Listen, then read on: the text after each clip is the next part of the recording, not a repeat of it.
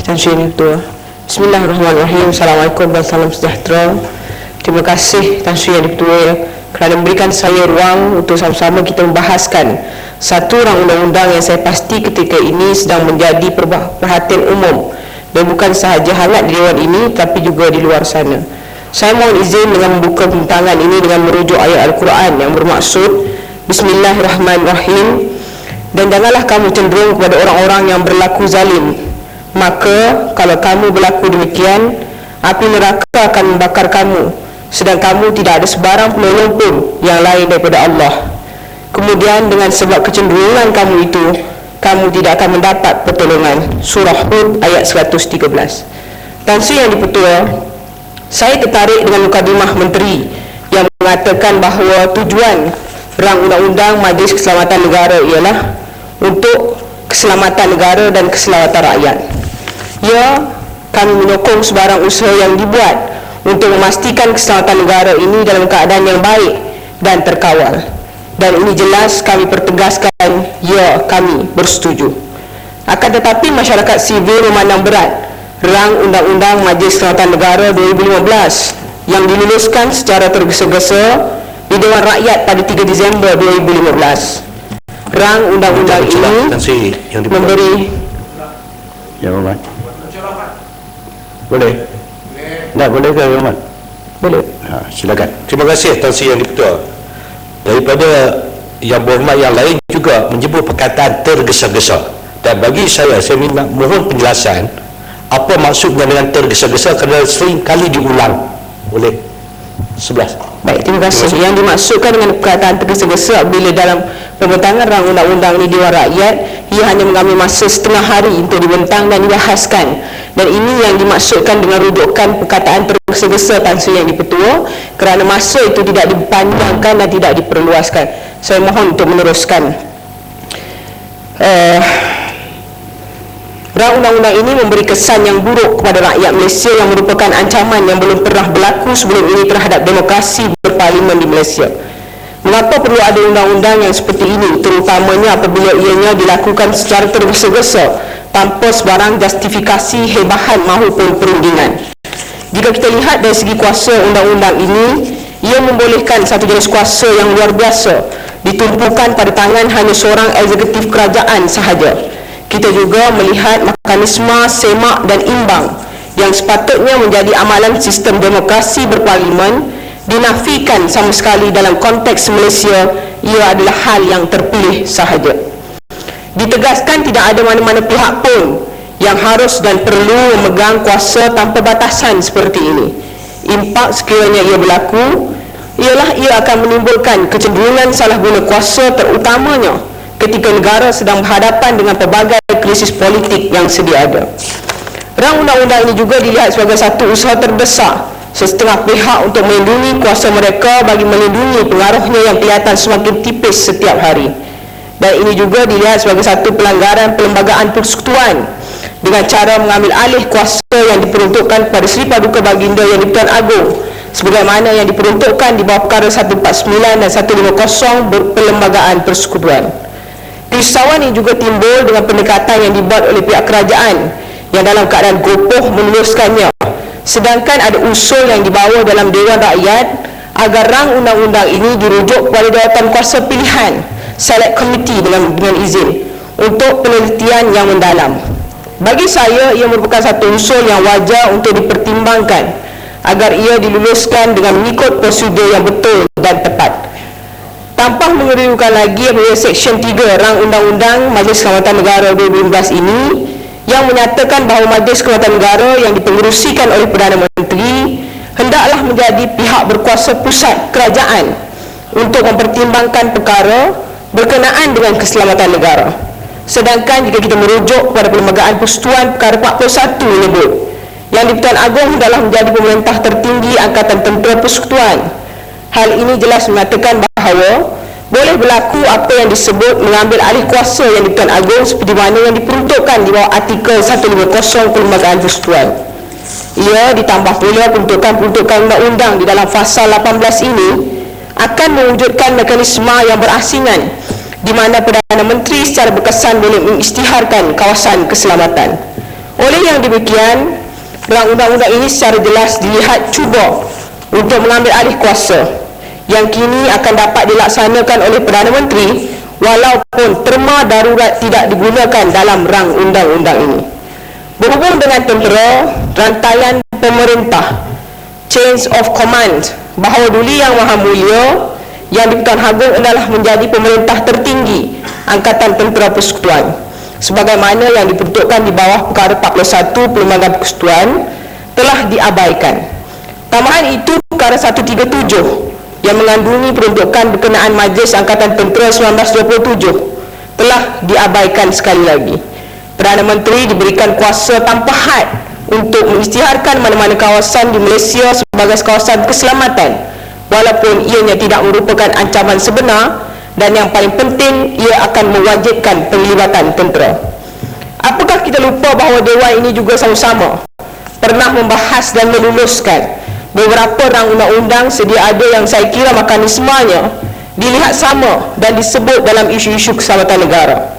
Kerajaan juga telah pun membawa masuk undang-undang kontroversi seperti Akta Pencegahan Keganasan 2015 POTA, Akta Kesalahan Keselamatan Langkah-Langkah Khas 2012 SOSMA, Akta Pencegahan Jenayah 1959 dengan pindaan besar dalam tahun 2014 dan pindaan-pindaan pada tahun 2012 terhadap kanun keseksaan yang mana telah ditambah beberapa kesalahan terhadap negara, dan yang paling penting ia disebut secara spesifik digubal kononnya untuk membantas pengganas.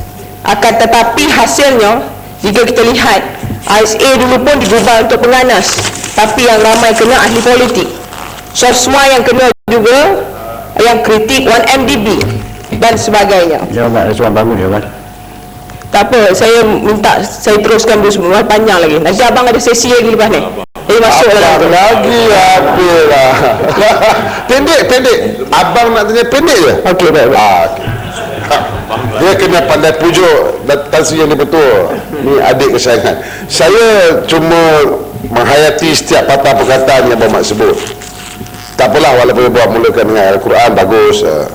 Tetapi yang saya nak tambah ni, saya nak tanya mau penyelesaian bermak ni sebab kata ISA yang banyak kena ni orang politik. Orang politik yang macam mana? Adakah orang politik yang macam adinda yang berhormat elok-elok tengah berbahas kat sini ditangkap dihumban ke dalam kementing, ataupun ahli politik yang memang melakukan gerakan-gerakan militan untuk mengganggu ketenteraman negara? Yang itu kena jelaskan, sebab kalau itu tak jelas kita salah persepsi. Terima kasih. Baik, terima kasih atas soalan. Saya kira tu nanti minta menteri jawab. Ini yang bohong Saya cakap. tak apa. Menteri dia dengar nanti dia jawab. Saya juga mahu menyentuh pasal 11 yang menyebut tertakluk kepada akta ini majlis boleh menentukan tata caranya sendiri.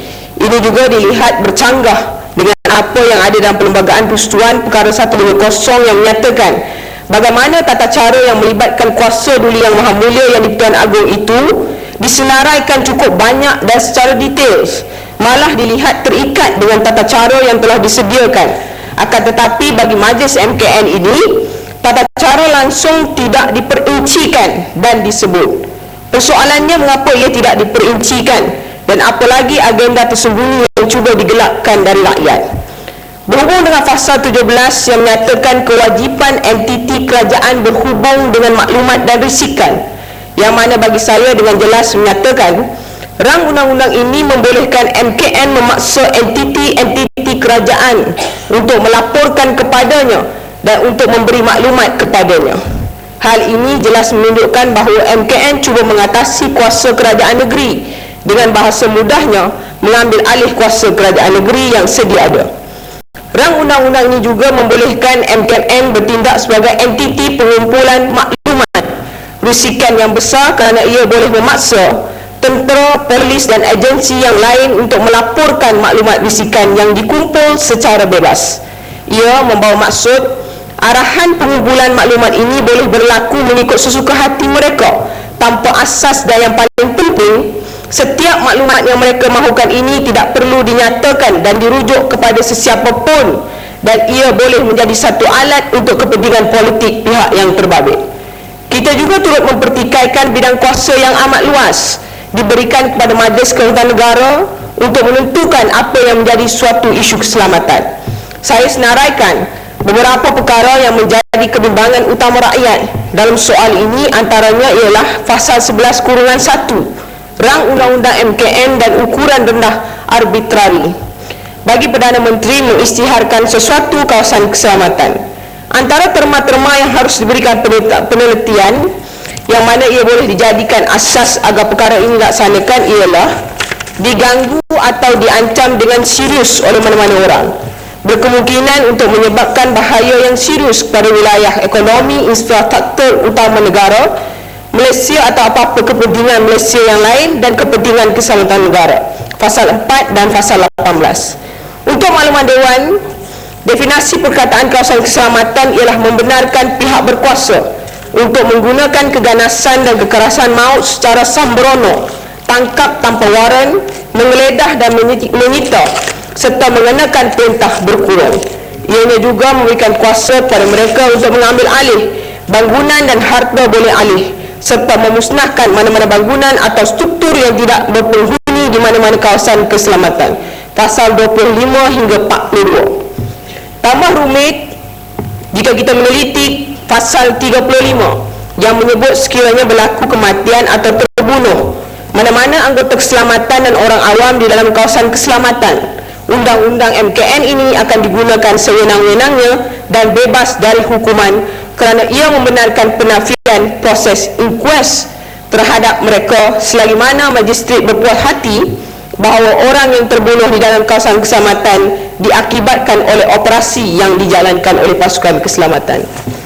Saya juga ingin menyentuh Pasal 25, kuasa menangkap yang menyebut mana-mana anggota pasukan keselamatan boleh tanpa waran menangkap mana-mana orang yang didapati melakukan, didakwa telah melakukan atau semunasabahnya disyaki telah melakukan apa-apa kesalahan di bawah mana-mana undang-undang bertulis di dalam kawasan keselamatan.